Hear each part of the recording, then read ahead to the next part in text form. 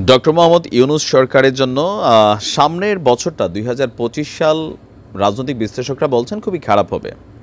কেননা এই BNP already যে ধরনের বক্তব্য দিচ্ছেন সেই বক্তব্যগুলো থেকে একটা জিনিস স্পষ্ট, বিএনপির একজন প্রভাবশালী নেতা জিল্লুর রহমান সাহেবের একটা প্রোগ্রামে আতাউর রহমান খান ঢালি ভাই তিনি বলছিলেন যে বিএনপি যদি মাঠে নামে ১ ঘন্টার মধ্যে এই সরকার ফালাই দিতে পারবে তারা। এখন আসলে এটা কতটুকু ফালাইতে পারবে না পারবে সেটা সময় বলে দিবে, বাট পরিস্থিতি কিন্তু বলছে বিএনপি আসলে মাঠে নামলে সরকার বিপাকে পড়বে। এখন কেন এই কথাগুলো আসছে যে ডক্টর মোহাম্মদ ইউনূসের সরকার যদি ২০২৫-এর মধ্যে ডিসেম্বরের মধ্যে নির্বাচন না দেয় তাহলে এই সরকারের পতন ঘটানো হইতে পারে বিএনপি বা অন্যান্য রাজনৈতিক দলগুলো।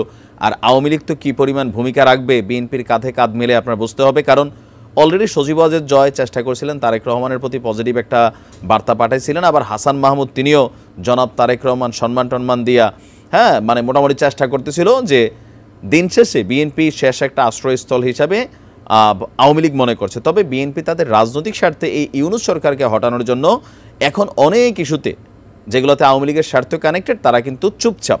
তবে এরকম কোনো পরিস্থিতি হলে ইউনূস সরকার কতক্ষণ টিকবেন এটা অনেকেই বলছেন যে বিএনপির পাওয়ার বেশি, আবার কেউ বলছেন জাতীয় নাগরিক কমিটি, বৈষম্য বিরোধী ছাত্র আন্দোলন এদের সামনে আবার বিএনপি টিকবে না, কারণ এরা বলতেছে যে ১৫ বছরের সরকার ১৫ দিনে ফালাই দিছি, তোমরা আর কারা, আমরা কারা, তোমরা কারা বক্তব্য আছে। এর মধ্যে গতকালকে আপনার মির্জা ফখরুল ইসলাম সাহেবের এই বক্তব্য আগুনের মধ্যে আরেকটু ঘি ঢেলে দিয়েছে। তিনি বলছেন যে সংস্কারের জন্য নির্বাচন বন্ধ হয়ে থাকতে পারে না। সমন্বয়করা বলছেন, সরকার বলছেন সংস্কারবিহীন নির্বাচন, নির্বাচনবিহীন সংস্কার এটা তো ভাই কোনো কাজে দিবে না। বাট বিএনপি বলতেছে না, সংস্কারের কারণে একটা অনির্বাচিত সরকারের হাতে দিনের পর দিন তো আমরা দেশ চালাইতে দিতে পারি না। এই সরকার কি কারো ম্যান্ডেট আনছে? ম্যান্ডেট আনে নাই। একটা জরুরি অবস্থার সরকার, একটা জরুরি অবস্থার সরকার জরুরি সময়ের জন্য থাকবে। এখন ভাই তোমরা সংস্কার শুরু করছো, উপদেষ্টারা সংস্কার বলতেছে বারবার, বৈষম্য বিরোধী ছাত্ররা তারা বলতেছে রাজনৈতিক দল নামাবে, বিএনপি ভাবতেছে এটা একটা কিংস পার্টি। সো এই পরিস্থিতিতে এই সরকার দীর্ঘদিন বসে থাকলে এটা বিএনপির জন্য হেডেক, নতুন অনেক কিছু ঘটতে পারে। তারা আবার কেউ কেউ মনে করছে আওয়ামী লীগকে পুনর্বাসিত করতে পারে এই সরকার।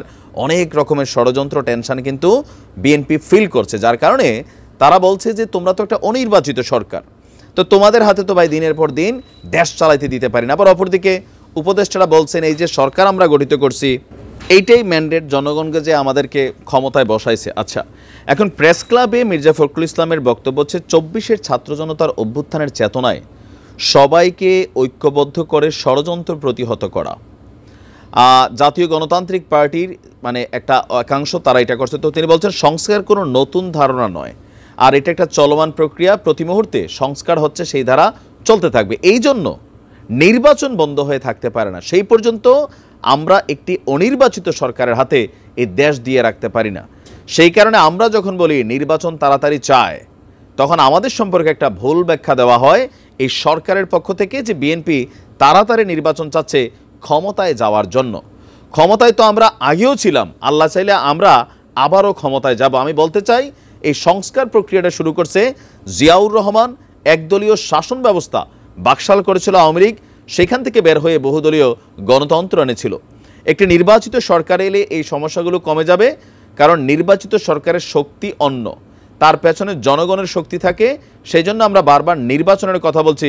সংস্কার সবচেয়ে বেশি বিএনপি চায়। একই সঙ্গে অনির্বাচিত সরকারের ক্ষমতা বেশি দিন থাকা উচিত নয়। জিনিসপত্রের দাম বাড়ছে, মানুষের জীবন অতিষ্ঠ, এই সরকার আইন শৃঙ্খলা বাহিনীকে ঠিকমতো ফাংশন করাইতে পারতেছে না, জায়গায় জায়গায় নানান রকম অনিয়ম দুর্নীতি হচ্ছে, অনেক কিছু ঘটছে। তো এগুলা হচ্ছে সরকারের ব্যর্থতার একটা প্যারামিটার। তো সেখান থেকে বিএনপি বলছে যে এই এত রঙের ব্যর্থতা নিয়ে আপনারা তো ভাই ক্ষমতায় বসে থাকার সুযোগ নেই, ক্ষমতা ছেড়ে দেন, তাড়াতাড়ি নির্বাচন দেন। তো বিশ্লেষকদের বক্তব্য এই বছর অক্টোবরের মধ্যে নির্বাচন হতে পারে, কারণ বিএনপি ফেব্রুয়ারি বা মার্চ থেকে তারা কিন্তু হার্ডলাইনে নামবে, হার্ডলাইনে রাজপথে নামবে। আর নামলে বিএনপি যদি শক্তিমত্তা দেখাইতে পারে সেটার বিরুদ্ধে জাতীয় নাগরিক কমিটি বা বৈষম্য বিরোধীরা যদি আপনার ওই রকম প্রটেস্ট করা মাঠে থাকতে না পারে তাহলে এই সরকার অবশ্যই নির্বাচন দিয়ে দিবে। আর পরিস্থিতি আবার ভিন্ন হইতে পারে, সংঘর্ষের ইস্যু থাকতে পারে। তো দেখা যাক, ইউনূস সাহেব আসলে একটা মাইন্ডকার চিপায় আটকাই গেছেন, যার কারণে তিনি কয়েকদিন আগে বলছিলেন যে ভাই আমি যত তাড়াতাড়ি পারি আমার কাজগুলোতে আমি ফিরে যেতে চাই। দেখা যাক কি হয়, ভালো থাকুন।